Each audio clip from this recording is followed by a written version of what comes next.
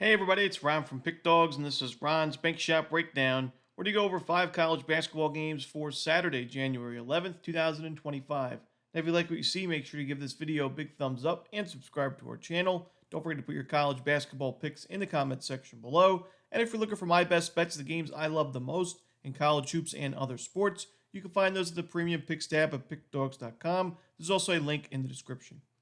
Alrighty, here we go. Here are the games for Saturday in college hoops. First up, we have a 2 p.m. Eastern start time between Yukon and Georgetown. This one's going to be on Fox. Now, Yukon and Georgetown have not fared too well for us in the last couple of games. We took Yukon against Villanova. They had a chance. They were down 1 point. We had 2 free throws, I think 3 seconds to go. They could tie or take the lead, and they did neither. They missed both free throws. An 80+% free throw shooter in Alex Caravan missed them both. And on the other side, Georgetown, we faded them against Xavier. They won outright in that one. Marquette was a close game. They still lost that game by 8 points. But for me, I still think that Georgetown, like I said, give them credit for their start to the season. 12-3 record, 3-1 in conference play. They're definitely headed in the right direction. But shot quality wise, still one of the weaker teams in the conference. A team that turns the ball over quite a bit, and one of the weakest backcourts in the Big East as well. I think Yukon off a loss is a good spot to take them. I think we're getting a really good price with the Huskies because of that loss. They are missing some key players, but I still think that Yukon is the much better team in this game. I think we see Yukon have a big advantage from three-point range in this one. And one of the keys for me is Georgetown's been excellent in on the offensive glass this year. A lot of offensive rebounds. Yukon, though, is 38th best in defensive rebounding. They're 18th best in two-point defense, which is where Georgetown scores a lot of its points from 2-point field goals. So I'm going to go with Yukon in this one. I think it's a good matchup and a good price. Next up, we have Florida State and Clemson. This one is going to be 2 p.m. Eastern on the ACC network. Florida State, I think similarly to Georgetown, a team that last year wasn't its best in the conference. The year before that, one of its worst seasons in the last 20 years. And now this year, they've got a winning record. They're 2-2 in conference play, coming off a blowout win over their rivals. I think they're definitely heading in the right direction, but still, in my opinion, not quite an elite team in this conference. I think Clemson is one of the better teams in the ACC. I like the fact that this is a team that takes care of the basketball and forces a lot of turnovers. Florida State looks to win the turnover battle each game. They force a lot of deflections, but I don't think they do so in this one, especially on the road. I think Clemson forces more turnovers in this game. I think Clemson's much stronger on the glass in this one, particularly on the offensive side where they should get plenty of second chances. I think Clemson's just too much, and now they're coming off the loss to Louisville, so we get a pretty good price with Florida State on the other side coming off back-to-back blowout wins. Give me Clemson in this one. Next up, we have Vanderbilt and Missouri. This one is going to be 3:30 Eastern on the SEC network. I think this is going to be a really competitive game, and I like the points here at Vanderbilt. Vanderbilt's played a pretty weak schedule overall, ranked 297th in strength of schedule, but the same thing goes for Missouri. They're ranked 334th, even worse, in strength of schedule this year. And yes, Missouri got the win over LSU last time out, but Vandy also won a game against LSU, and that one was on the road compared to Missouri's home win. And Vanderbilt's a team that I like them on the road because they take care of the basketball, one of the best in the country at limiting turnovers. They force a lot of turnovers. Their backcourt is really underrated in this conference.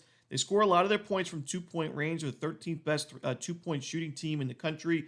Missouri has a solid 2-point defense, but I still think Vanderbilt's offense is going to be fine in this game, and I think it's going to be good enough to keep this one really close. Like I said, I think it's going to be a competitive game down to the final moments, and I'd rather have the plus money or the points with the underdog in this one. I think Vanderbilt has a very solid chance at winning this outright. I'm going to go with the Commodores plus the points on the money line and to get a big SEC win.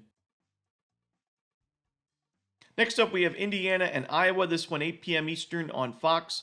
Now, both of these programs have been playing really well at home over the last few years and not so great on the road. And you look at Indiana in their recent matchups, they've won 5 straight games and 9 of the last 10. And then you look at the fact that all those wins were either a neutral site or home game, none of them, true road victories. It makes a lot more sense. And, Indiana's played only one true road game all season. That was at Nebraska. It was a conference game, and it was a 17-point blowout, wire-to-wire loss for the Hoosiers. So I don't love Indiana in this spot because it's their first true road game in a while. I think matchup-wise, I think these teams, match up quite evenly. Iowa, more of a strong offensive team. Indiana, a little bit sturdier defensively. But I think when you look at Iowa, I mean, even last year, this was not a great team. 19-15 overall, 10-10 in conference play. They only lost 3 home conference games.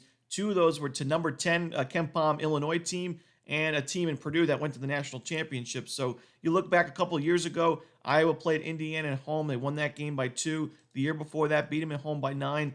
I just think Iowa, at home, it's a completely different team than when they're on the road. We faded Iowa not too long ago against Wisconsin. It was last Friday, and we didn't love Iowa on the road in that spot. It was 116-85 the loss for that in that one. Iowa returns home. They beat Nebraska by 10 points. I'm going to go with Iowa in this one.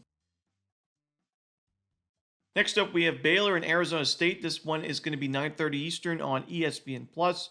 I mentioned a few times I'd keep my eye on Baylor. I still think this is one of the best teams, not only in the conference, but in the country. I mean, with the rise of the SEC and Duke playing so well, and teams also in the conference in the Big 12, Houston and Iowa State off to great starts. Baylor's been kind of forgotten, and we've seen them lose some lopsided games. They've not played well on the road, and that's definitely a good argument you can make against Baylor. This is a true road game, and they're 0-3 in these spots this year. But for me, shot quality-wise, one of the best teams in the country, a fundamentally sound team that forces turnovers, takes care of the ball, is an excellent offensive rebounding team. Their shooting numbers have been inconsistent, but we know this is a program that takes a lot of threes. They usually make a lot of threes, and I think that does not bode well for Arizona State in this matchup.